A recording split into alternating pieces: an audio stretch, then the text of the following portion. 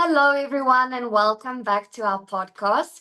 We are very, very, very lucky to be joined by Siyabonga Tebete this morning, and or whenever you're listening to this.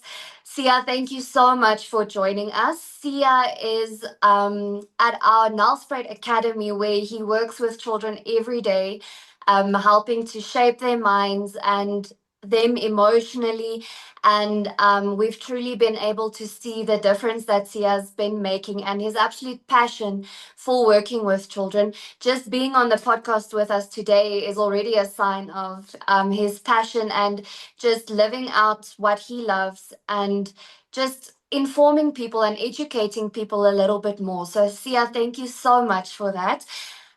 So today we're going to talk a little bit about the role that men play in our society today and things that boys need to be taught in our day-to-day lives. And there's so many different circumstances under which children are raised these days, and I think we're going to touch a little bit on those subjects as well. So Sia, tell us a little bit more about yourself and what led you to your passion of working with children. Okay, so I would like to start by greeting everyone, and then I appreciate so much being here. Thank you for inviting me. I'm Sia, as you have said. I work here at the Nelspruit branch out there. I studied BA psychology, and then yeah, the reason why I started working with children is because I was raised by a single mom, and then at the age of 15, I had to stay alone because I was still in high school. I didn't want to change schools, and then my mom got a job opportunity in Gauteng. So I remained behind in Mpumalanga, and then from there I was home alone until I finished high school. I went to varsity until I finished varsity. So I realized between that time frame that I was facing a lot of problems and I needed someone to guide me because calling my mom over the phone was not enough. That's when I started writing poetry. That's when I started writing stuff in a form of expression. But then I did realize that writing alone is not enough. I need that human touch. So that's what I wanted to give to other people who might be lacking it. That's why I started working with children. That is absolutely inspirational, Siyabonga. Really, that's a lot of situations that you had to work through, and I think very unique situations in that. So, what do you think? What does being a man mean today? I mean, you've been through so many things, and there's a very big stereotype when it comes to the words, you have to be a man. What do you think? What does it mean to be a man today? And who defines that? Okay, I'm going to touch on two different perspectives. My personal opinions and then the other things that I've seen or heard from my friends as well. So there are two definitions. One is the side of being a man means you have to be tough, you don't have to show emotions, you have to be strong wherever you are. You have to hold some certain level of power towards everyone you're around. And then the other one, which is the one that I lean more towards, is being a man is being a person, actually. Being a human being is defined by being vulnerable, being able to be aware of your emotions, being able to show your emotions, and being responsible towards others, being protective. And then it's mainly defined by culture, by our social media, by the people around us, especially the idols and the older men that we look up to, and then the people that we are exposed to while growing up. It's mainly defined by that, but I wish we can go to a phase where men actually define being a man by themselves from the things that they see around, because we cannot learn everything that you see. And that's very, very, very powerful because I think in this day and age, it's very easy to not rely on your own opinion of yourself, of knowing who you are. You look at other types of the grown-up men in your life, the adult men, and you don't necessarily think about, okay, but how do I see it and what type of man do I want to be? So Can you tell us, you mentioned earlier that you grew up without a dad, without a father. How did how did that affect you psychologically, and how do you think it also affects other boys psychologically? When you hear things around the people, obviously where you live, people can realize that you are growing up without a father at home. So they treat you as someone who's not man enough, according to their understanding, who's like too weak. Whenever you try to show emotions, you're too emotional, you're too weak, you're not man enough, you won't be able to run your own home when you grow up, you won't be able to be protective towards your kids and then your family because you're not man enough. Because I feel like society has made us think that if you are raised by a woman, then you're not strong. I don't know where we are getting that from. Then everything that you are doing, you're just basically weak. Mm.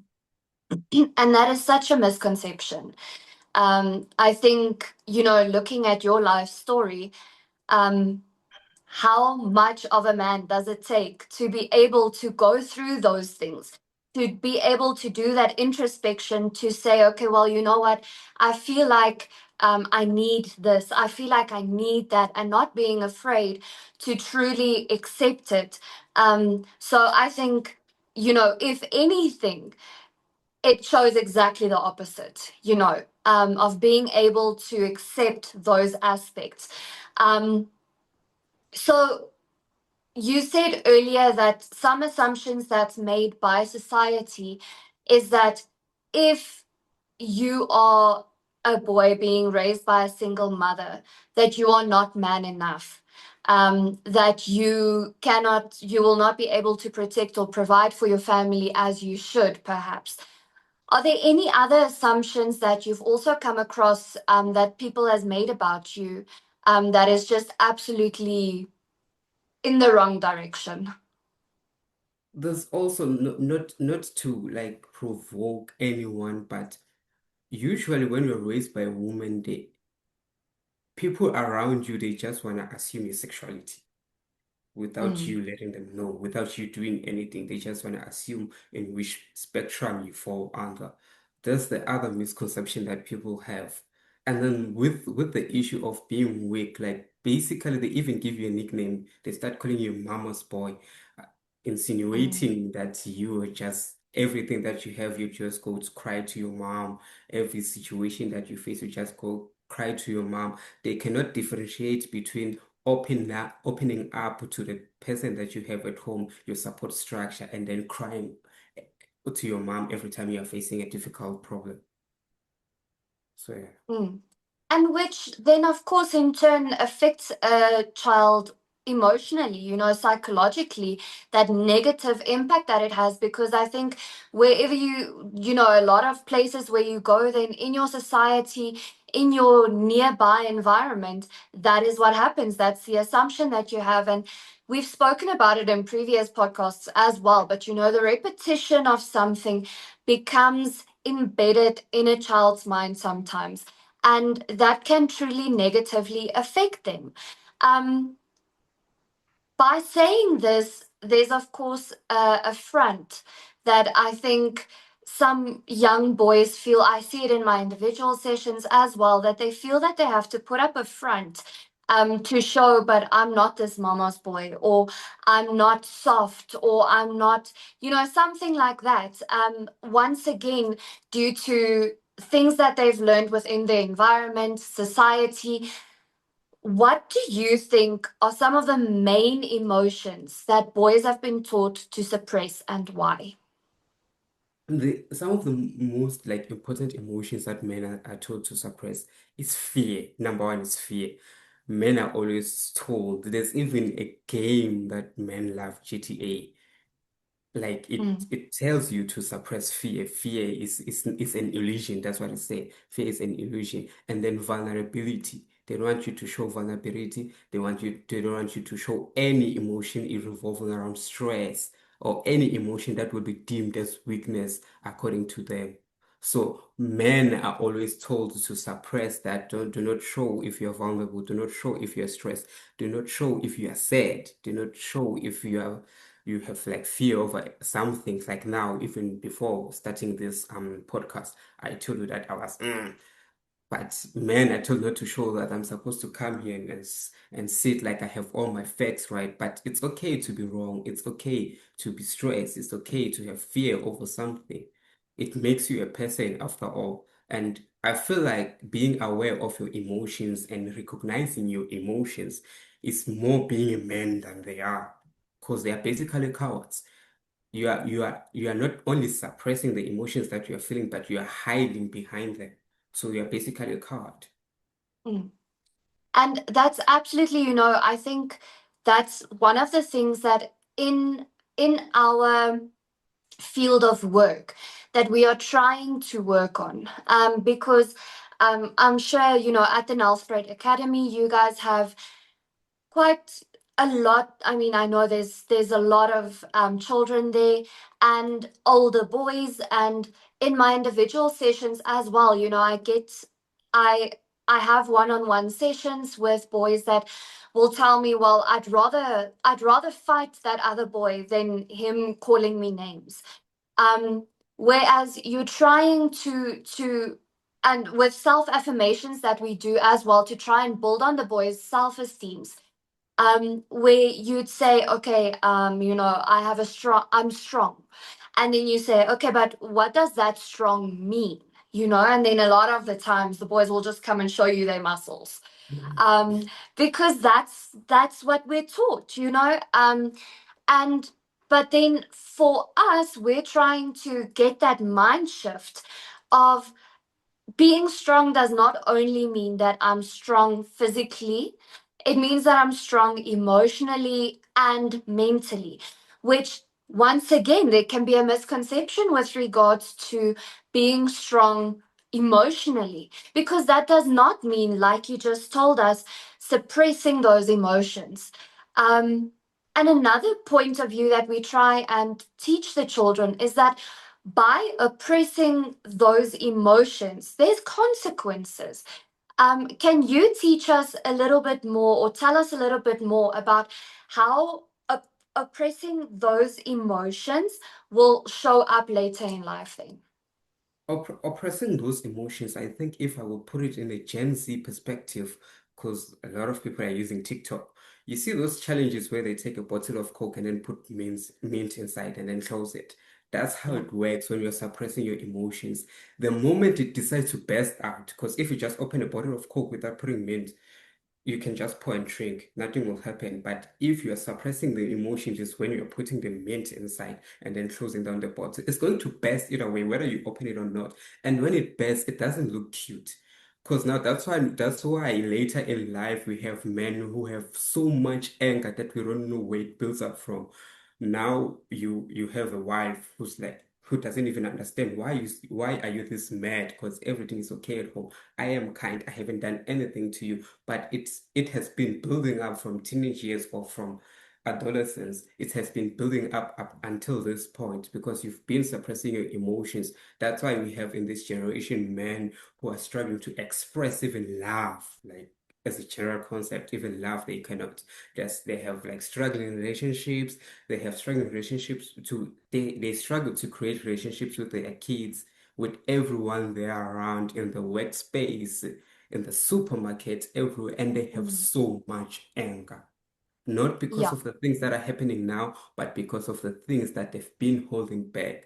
Rather, if you express your emotions now, if someone makes me angry now and I express my emotions, whether to a therapist, whether to my friend, whether to my mom, whether to my wife, whether to my girlfriend, as long as I open up to someone and express my emotions, that burden gets lifted off. And then when the next time I get angry, it's just a tiny thing. It's not like building up and stacking up all that anger to a day when the day comes and then it bursts out. It's uncontrollable. And I think that's also, that's where the image of being tough comes from.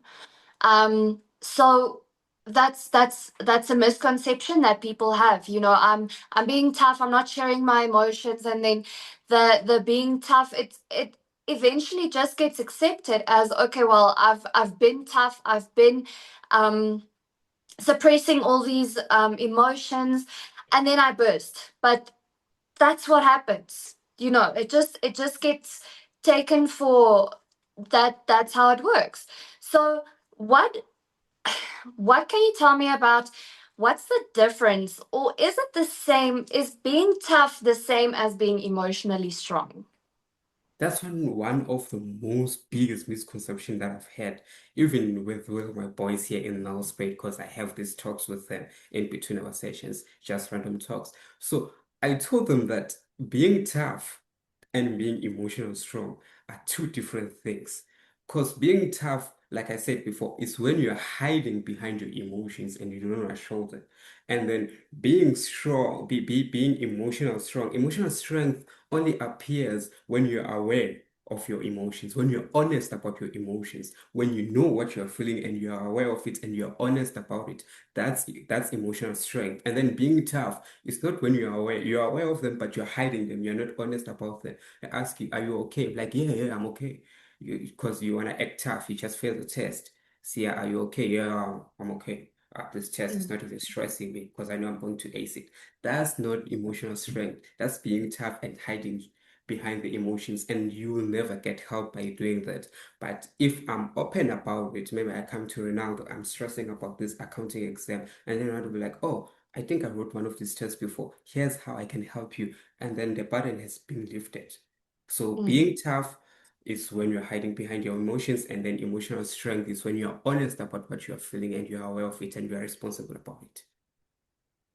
I almost feel like I want to print that on like a banner Mhm. and just put it everywhere so everyone can see that, because it is so, so, so important to know that difference, and to know that being labeled as tough is not really what it's made out to be. What you Yeah. want to be seen as is emotionally strong. So, Sia, we spoke earlier about, the impact of being raised by a single mom. How did that affect your emotional intelligence? It helped me a lot because my mom was very open with me. It's like I grew up under before the age of 15, when my mom was still around, we had a tight budget, even after she left. But I would like to focus when she was still in the house. Because we grew up in a very tight budget. My mom will be open with me. She will come and then she will tell me that, okay, Sia, this is what we have, this is what we are going to do. So in that, I learned empathy, I learned communication, two different things that men lack. So when you communicate with someone, it leaves the barrier because my mom knows I'm not going to ask for a new pair of shoes because I know this is what we have. And then she doesn't have to stress about shoes because I'm not going to ask for them because she was open with me. Communication. That's one of the things that I learned. And empathy. That my mom sometimes will tell me things that I'm not going to help her with, like maybe financial problems. I'm not working. I'm still a kid. But she will tell me so that I can at least empathize with her, so that I can know what's going on with her. And then she leaves that baggage by telling me what's going on, what's wrong with her. And then after that, by just having a conversation with me and me showing empathy back to her, it helps her. So it has taught me a lot about empathy and communication. That's absolutely wonderful. We've spoken about, how parents need to be more open regarding their emotions towards their children.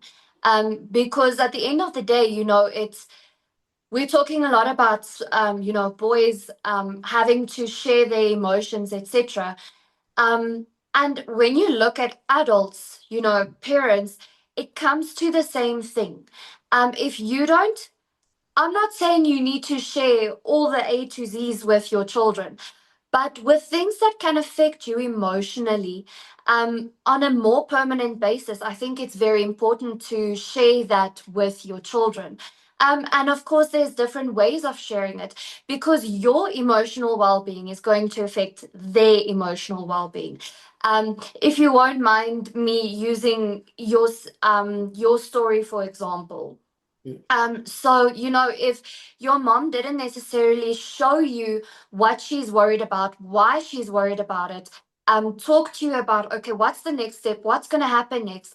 She could have held that stress in, like you said, not relieving any of those emotions. It could have built up, and you as a little boy would have sensed that.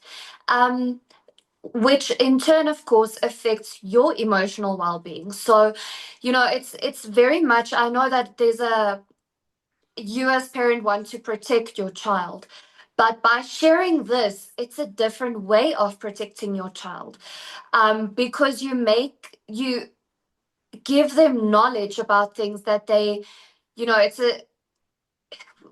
might not have known up until way later up in life, or causing them that emotional stress. They don't know what to do with that stress, causing them to feel emotionally dysregulated. So it's almost like you're stacking Jenga blocks or domino blocks, and you tip one over and it affects everything else. So it's very true. And yeah, really amazing what you just told us. What do you think boys actually need between discipline, understanding, and safety? Those three aspects. Okay. I think boys need all three, but we will take discipline lastly. We will start with safety. Because growing up in a very safe environment helps you a lot as a boy. You need to be safe. Because if you are safe, you learn to practice safety even towards others. You'll have a very safe home even when you're the head of the house. So boys need to grow up in a very safe environment, because if they grow up in a very unsafe environment, and then they will start practicing unsafe things. And then number two, understanding, like what I just said with mom telling me things that I need to understand. Besides that, even emotionally, boys need to know what they are feeling. They need to understand them. Make them understand why they are going through this, why they are having this, why what causes stress, how to deal with stress, how to overcome stress, how to go about your daily life. They need to understand why things are happening to them. It's like discipline. You can discipline your child in a very positive way, but only if it's safe, and only if they understand why they are being disciplined, why they did what's wrong, and if they're disciplined in a very safe way. That is very, very, once again, very important. The understanding, okay, I'm maybe being disciplined, but I'm not actually sure why. At the Aldeia here in Johannesburg West, we also make sure, if there's something like, okay, but you need to go, we tell the children, you need to go fix your mistake, and then afterwards we'll ask them, why did you have to do that? To make sure that they have that understanding of, but why did this just happen? It's very, very, very important. Sia, now I would like to go over into the role of young men in society. Um, my first question to you is, what responsibility do young men have in today's society? They have a responsibility to respect people, because I feel like a lot of men are failing to respect each other. Let's start there.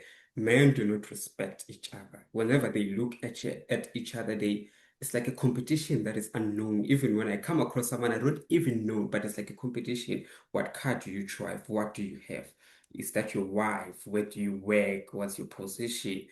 They have to respect each other. We can all coexist in this world. And then lastly, this is the most important one, men need to respect women. Men do not respect women in many ways. A man can disrespect a woman without saying anything by just looking at them. They can Mm, be disrespectful, and they don't want to take accountability, which is the other thing that they have to practice. That's the other role that they have. They have to practice accountability, because they have to be accountable with the things that are happening here, and refrain from harmful activities, because men have this tendency of, it's like me, I know I've never done anything bad towards women, mm, right? But when a group of women starts raising things and factors that they come across living here in South Africa or in the world, and then the first thing that a man does is to be defensive. No, but I'm not those kind of men. They didn't say you were, they just said man.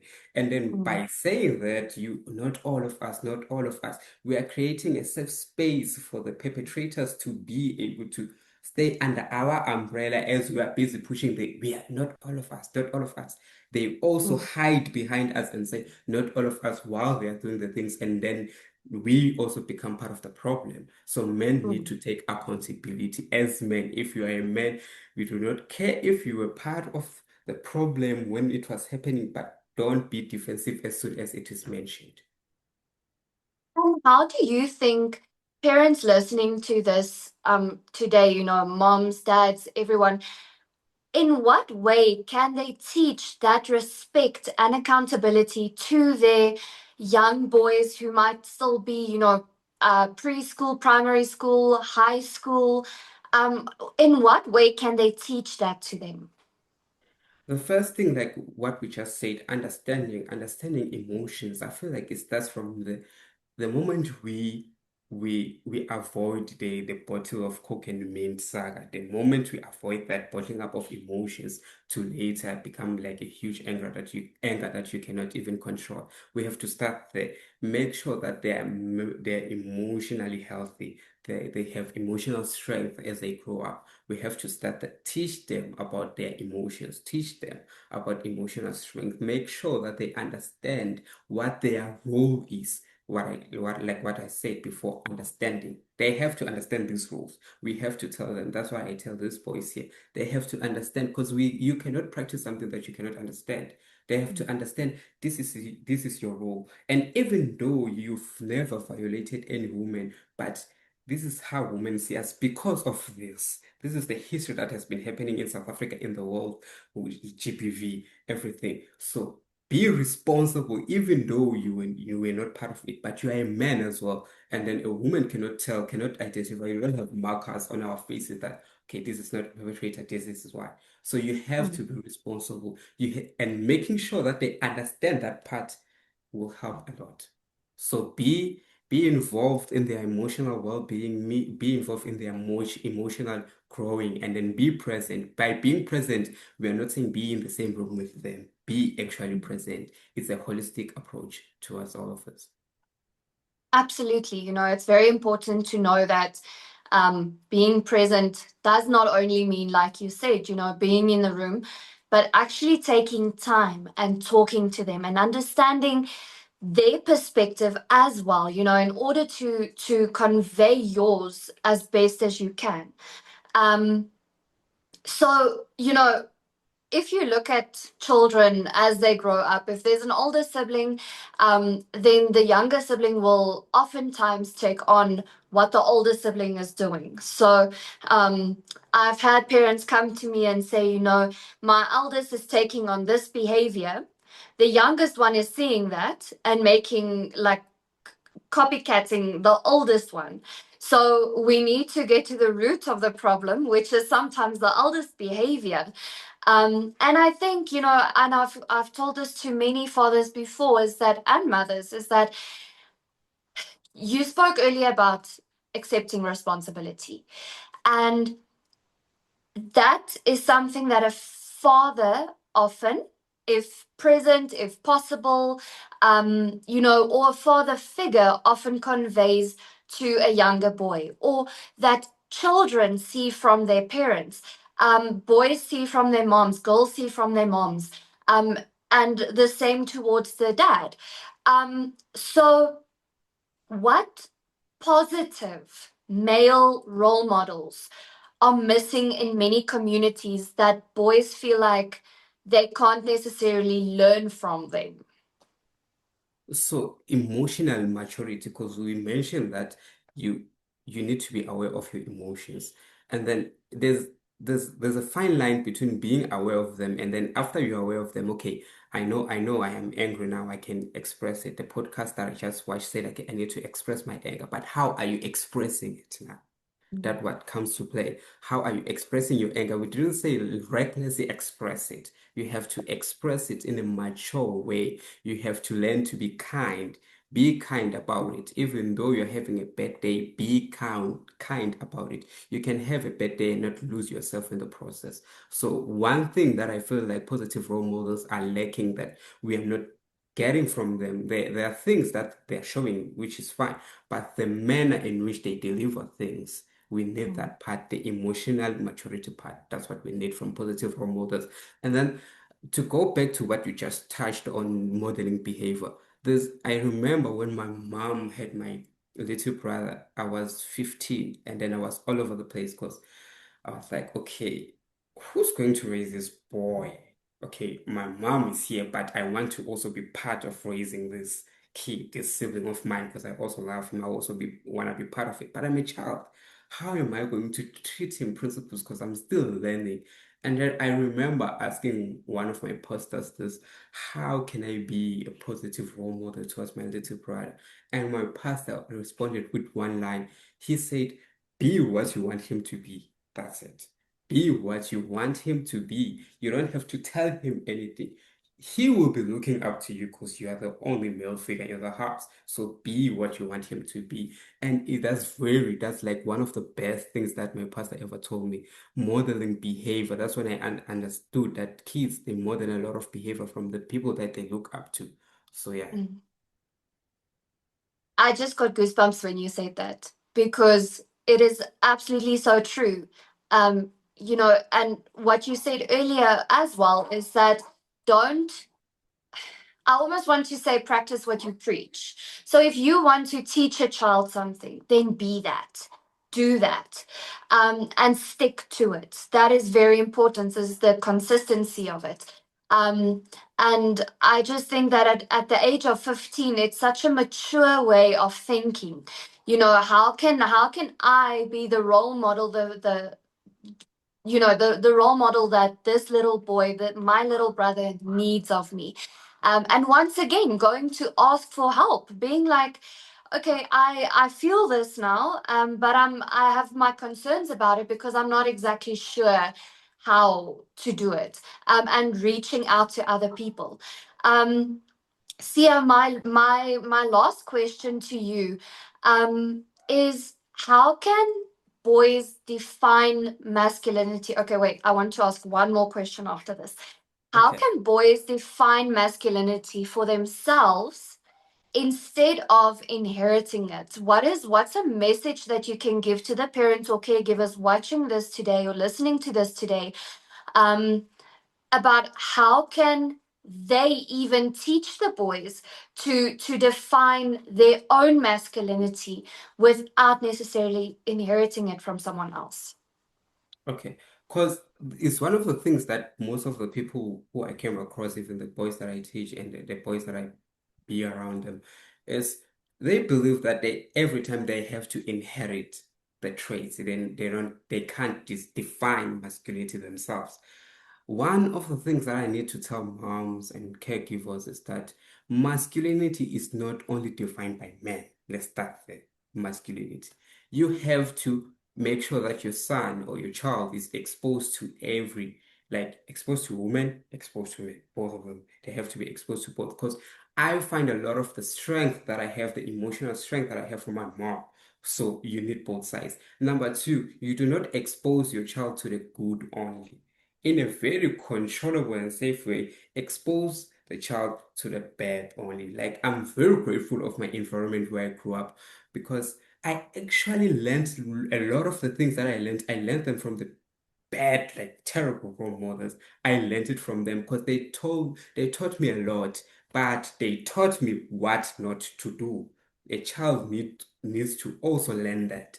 They do not need to learn what to do only. They also need to learn what not to do. And then from there, taking every side that they have, the positive man that they have in their life, the negative man that they see in their life, their mom or their female figures that they have in their life, and then putting it all together to define what masculinity is for themselves. That's absolutely amazing. I think, we have a perspective these days of we need to keep the child safe in all situations. And of course, as a parent, as a caregiver, that's what you would want to do. But what you are saying is absolutely true. You want them to kind of, you're not going to like give them something and then send them off and be like, okay, you go on your merry way, you go experience everything. No, you are going to want to protect them, but making them experience not only the good but the bad as well.